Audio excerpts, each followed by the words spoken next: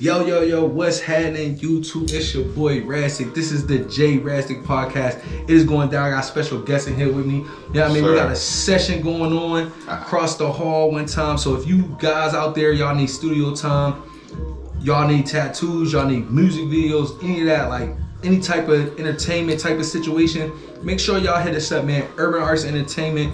It is what it is. I'm your boy Rastik, Rastik Media. All that, man, so y'all know what it is. Before we get into this next interview, I want all of y'all that's watching this video, hit the subscribe button if you're not already subscribed.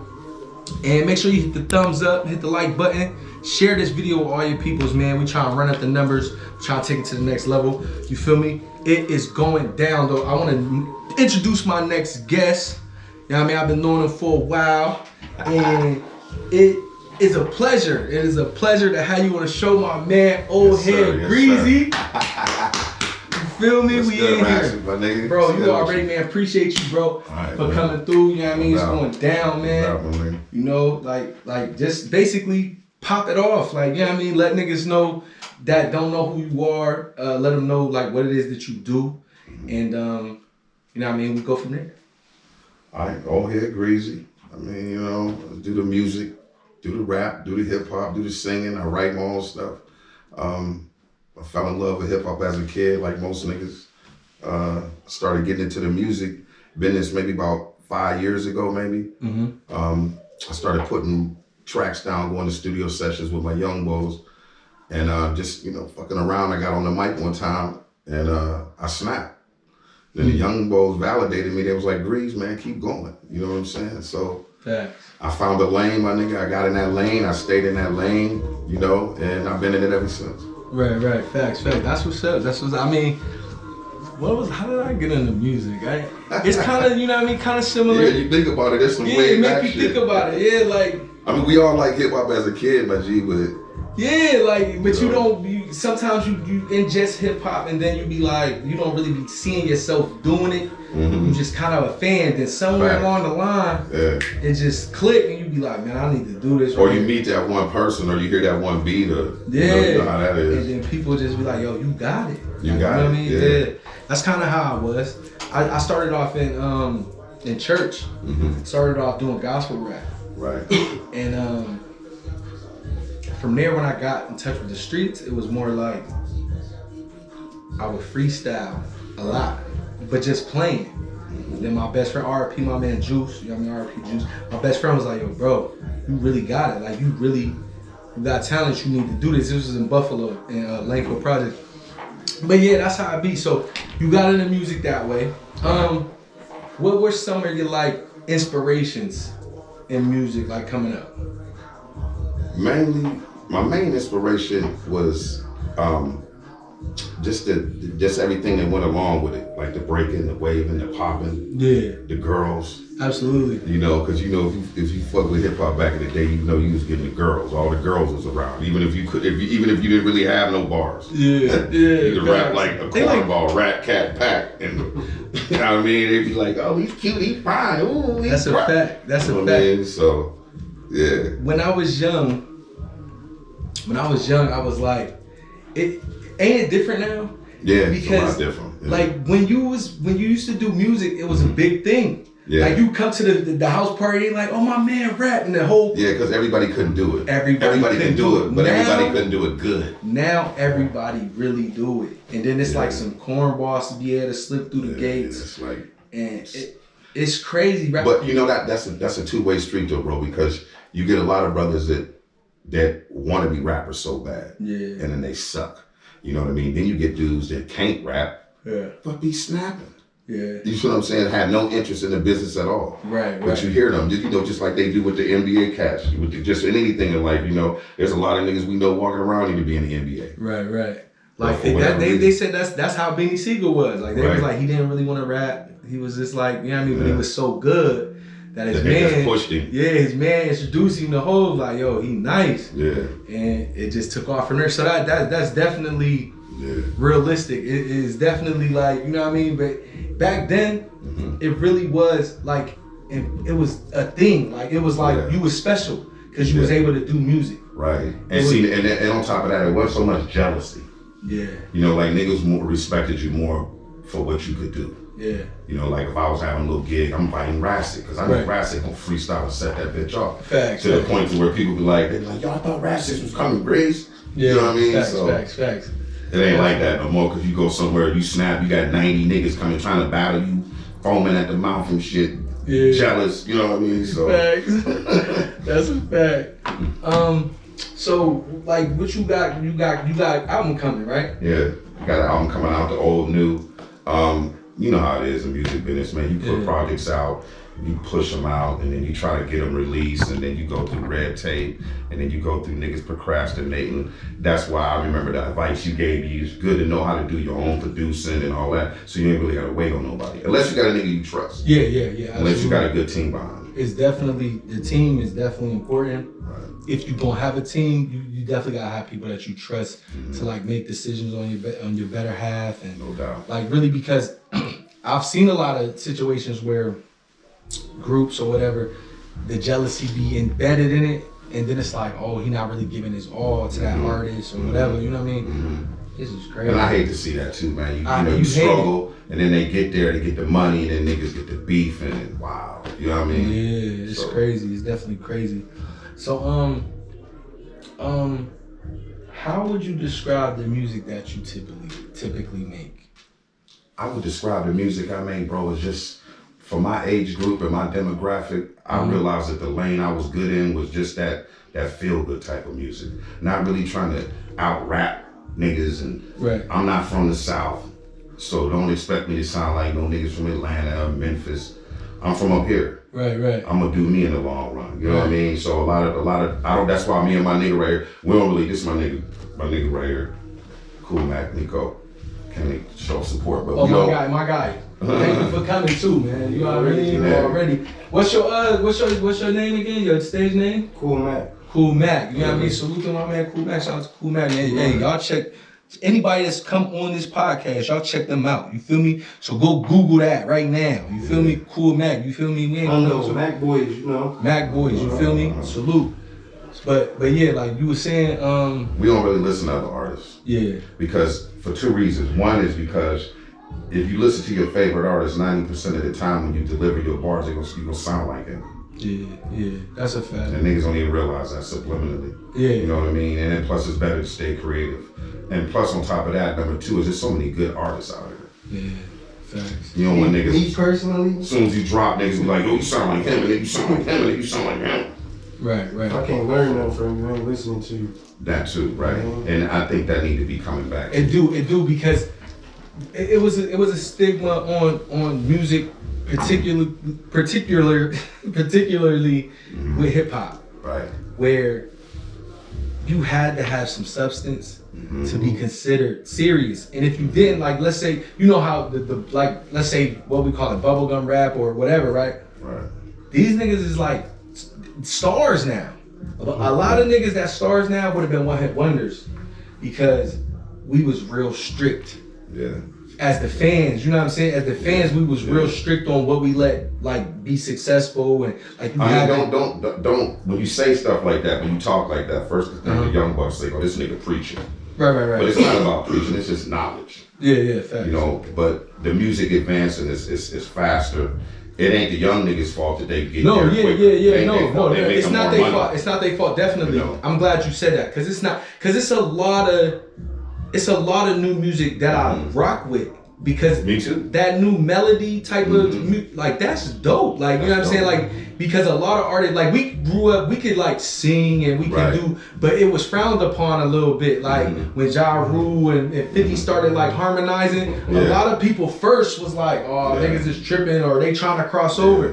Now that shit dope. Like Rod Wave, one of my favorite. Like he speak that pain, you hear me? That's because every nigga ain't walking around hard all motherfucking day. Yeah. We all humans at the end of the day. Yeah. When you go home to your woman and you walk through that door, nigga, you just you. You just you. You not that street nigga. You somebody daddy, somebody husband. Absolutely. You know what I mean? So that's what I try to touch on. Cause I know I can't, you know, like the wave I'm on right now, I know that's where I can make my money. Right. I can't get into other lanes like that. And the good thing about a Nubian Blaze and being with Adonis and them is they let you do that. You know, he realized the team he put together, he realized like we got young guns. Yeah. You know, my rap career ain't gonna last that long. I already know that. I'm more of a songwriter, but we got young guns on the squad. Right. You know, I'm trying to do like you, my nigga, transition into other venues. Absolutely. Because at the end of the day, we all businessmen. It's all about business. It's not about the best rapper and all of that shit. It's about a product and making money. Absolutely. You know what I mean? I 100% agree with you on that. You know. So yeah. So basically, the next thing I want to ask is like, what's your creative process like? What I do is I find situations and I try to build off those situations. Yeah. You know, like the John you was talking about earlier, your short film. Yeah. I listen to things like that, concepts, life situations. Yeah. I believe you can get the listener to buy your shit if they can relate to a situation. Relate to that joint, if you create that atmosphere and that mood, you know, that's what I do. I look for situations in life, and then I try to write a song about it. Then I try to find a beat for it. Okay. Yeah. That's what's up. Yeah, it's definitely like that too, cause you think like the niggas that like that's getting money, they like all the hustler music and things like that. The niggas that's like robbing motherfuckers, they like the drill music. You know what I'm saying? And the niggas, and some people like a mixture. Some people like a mixture of all of those things. Like you know what I mean? They love the lovey-dovey songs. Right, my nigga. I like the artists that can put it all. They can tell the whole story of their album. Right. They can talk about when they up and they can talk about when they fell off. Yeah. Keep it real with you. Yeah. And I think that's the way I come at it. I let people know I'm not, you know what I'm saying? I'm just doing me for as long as I could do me in this rap game. That's it. Facts. A Nubian Blaze. A Nubian Blaze, my name. You already like so with a Nubian Blaze. Like you touched on that at first. I want to go a little deeper and ask you, what really made you decide to join like a Nubian Blaze, and what is it like? It's a 2-part question. What made you decide to rock with Nubian Blaze, and what is it like working with the artists over there, working with like Tajiri, you know what I mean, my mans and everybody else? What made me go with Taj, because we friends. We've known each other a long time. All of us have. You know, we fucks with each other on the street. And he's talented. And talent has drawn other talent. Yeah. And I used to go to the studio and listen to him do music and record other artists. And I jumped on the mic. He was like, Greezee, get your old ass on the mic, my nigga. So I got on the mic and been going from there. So you know what I mean? And I think you know how it is. You stick with that formula that makes it work. Yeah. You stick with the niggas that got you there. Yeah. Because usually when you deviate, my nigga, that's when shit go wrong. So. Yeah. And then what's the other part of the question? What is the other like? Artists working there? Yeah. Oh man, what, they make you work? I'm like, oh dude, we got some creative brothers on our roster, man. That's what's up. And I'm not just saying that just because there's a lot of creative brothers in Erie. I think we next up as far as our sound is concerned. Now that Griselda to put that shit back on the map, I think Erie artists will get a lot more recognition. Yeah. But shout out to Buffalo, shout out to Griselda, right, no doubt. Benny Butcher, Westside Gun, you know. And let me say this. Let me make this one point. You ain't never too old to make music. Yeah. So for any other artists out there that say you too old or you got bars or you too old or you this or don't let that stop you. You got young kids out here rapping. You got handicapped motherfuckers rapping. You got blind people rapping. You got old people rapping. Yeah. Look at Dre. Dre was the first one to put a white boy on, and look what happened. The rest history. Absolute history. Absolutely. So you know, you ain't never too old. You got it. Music never runs out of. Music don't get old. I don't think. Facts. You kind of touched on this already, but I kind of want to circle back on that because of what you just said as far as like people not being too old. So, how do you feel with how do you feel with like the newer rap compared to the older rap? And where would somebody, let's say an older rapper, maybe fit in today?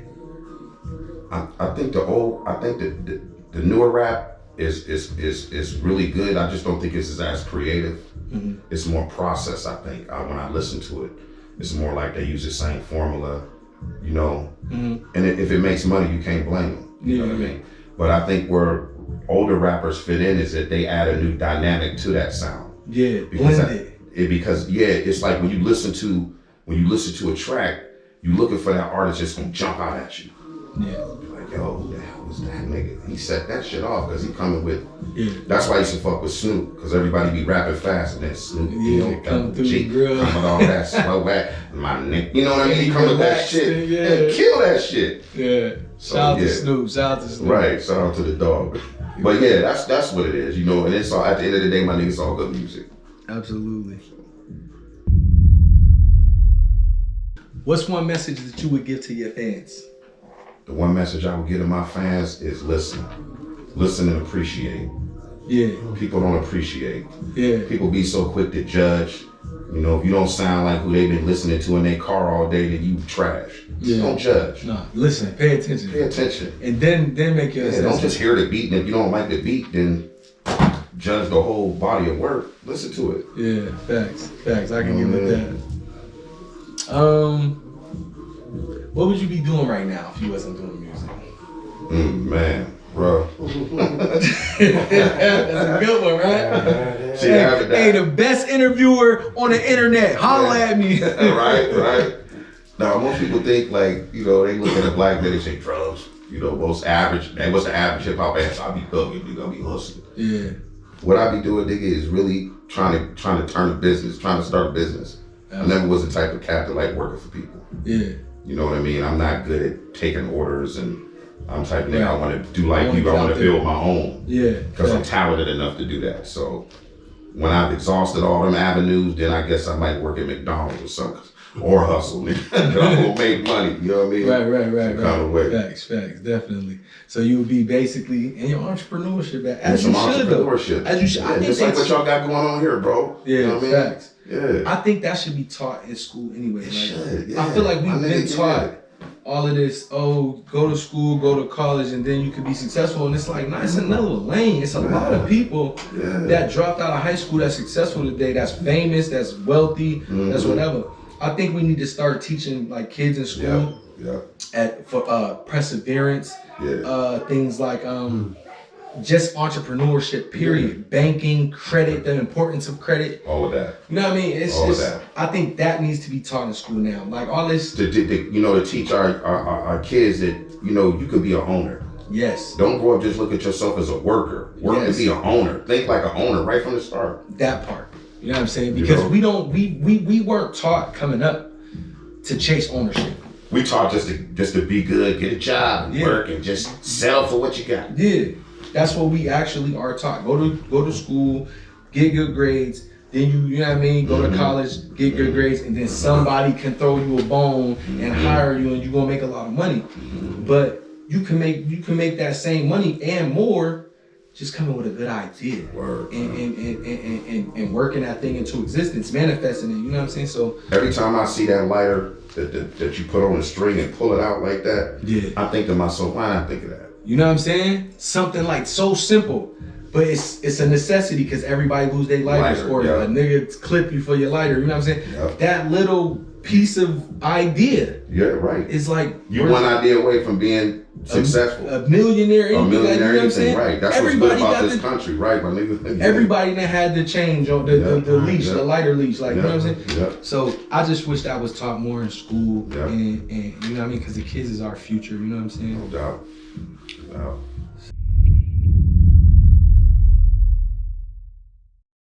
Venues. Right. How do you feel, like, is the venue supportive of the local Erie scene? Not really. I feel the same way. That's why I was like, I wasn't gonna touch on this, but it needs to be talked about. Right, not really. Not really. I feel the same way because, like, what we got, like one venue now, like, you know what I mean, and it's like they don't even really cater to us. Plus, on top of that, you know, niggas want to just be on stage and rap. They don't want to prepare. Yeah, give a show. You should be a showman.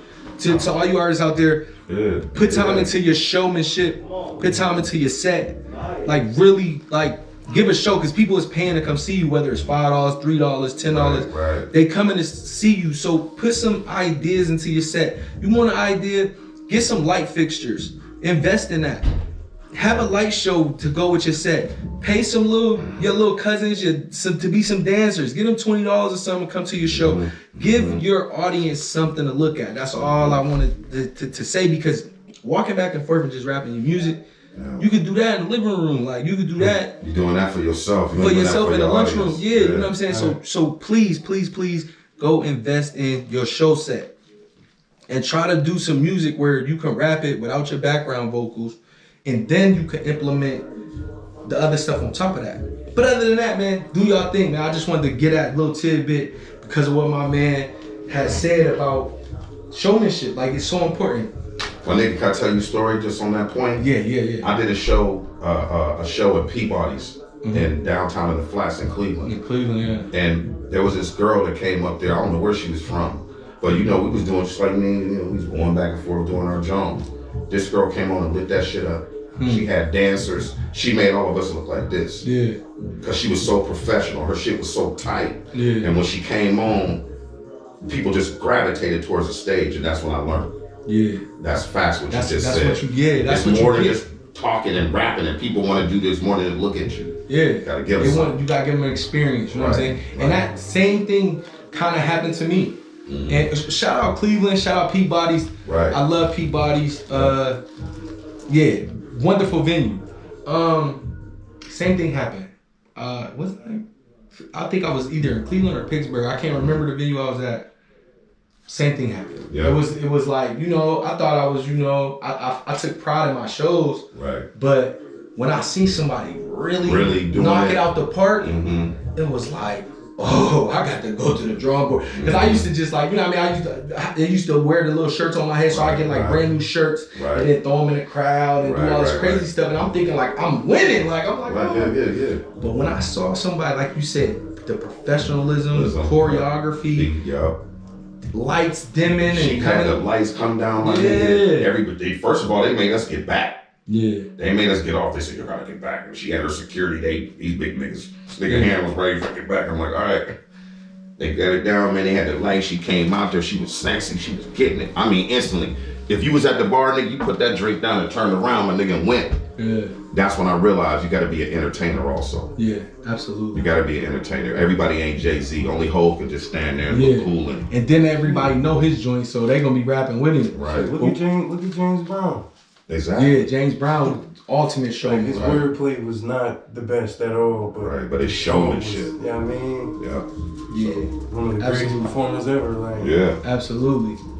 I remember I went to a Hammer concert back in the day, nigga, in the Cleveland Stadium. It was Hammer, Redman, Wu-Tang. It was in that Pittsburgh Stadium, man. Hammer had about 40 motherfuckers on stage. They was killing that shit. Hammer, they remember this story they used to say about Hammer? Like, niggas used to be like, when he was opening up for niggas.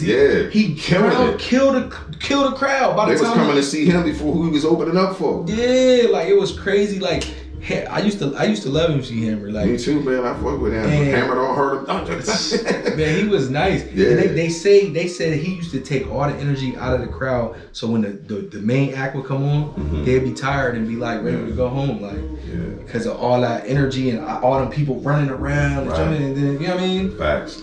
I'm a firm believer that the artist builds the crowd energy up. It's like Busta Rhymes, like Busta another man, you're trying to like. Yeah, Busta another one. Absolutely. So, how do you feel the internet has impacted the music industry? Oh yeah, bro.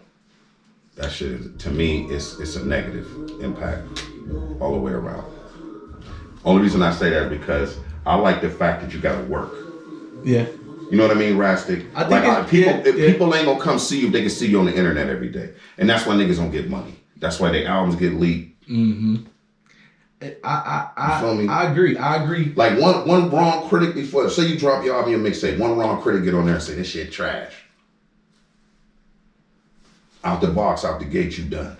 But back in the day, I think it's a 50-50 with it though. I think because you had that one person that be like, this joint trash. The internet has made it cool to go against the grain now. Right. So somebody gonna say, oh, now I gotta hear it. They be like, I don't think it's trash. Even if they don't listen to it, you gonna have somebody come on that post and be like, I don't think it's really trash, just to go against what the person to say it is for whether they heard it or not. Yeah, I feel you on that. But then that takes away from your music. Because then they ain't even arguing over your music. They argue. They try to prove a point to each other. Right. But would you still think the same, like, say, independently or sound to label wise?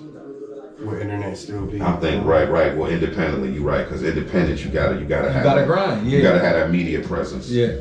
I think to touch on what you said on your question, I think industry wise, it's a very good tool because, like what Dame Dash said, you leverage a celebrity. Now it's like you can go on, like a Joe Buttons can start a podcast and shoot up to the #1 spot, right? Because everybody know him from doing music, right? Or a Tekashi 6ix9ine. Yeah, it's got pluses and negatives. Yeah. This is sometimes I go on there, I see so much hate on there, bro. It's like for real. Yeah. It's like it's exhausting. It's exhausting. Unnecessary hate, bro. The hate gets more shine than, you know. That's 100% positive shit. Man. People will come out and say something bad to you before they even come out and say something good. Yeah. Niggas will listen to one track on your album and just trash the whole album, social, and then go on trolling you about the shit. Yeah, facts. And perfect example of that too. People gravitating towards negativity instead of positivity. I've seen other, like, let's say interviewers, podcasters, or whatever, switch their whole platform because they started off positive and wasn't gaining any traction. And then soon as they start talking crazy about somebody, everybody tuned in, they laughing, and they, you know what I'm saying? So it definitely is a lot of truth behind that. And it's crazy. It's definitely crazy. Like, what's your favorite songs to perform? Favorite songs I like to perform is the song I got with him called The Real. Other song I got called Baby No. Motivation. Okay. Yeah, I like to perform all my shit, bro, honestly. You know, like every other artist, you know, I like to perform all my shit. But my favorites is them ones, yeah. Okay, cool.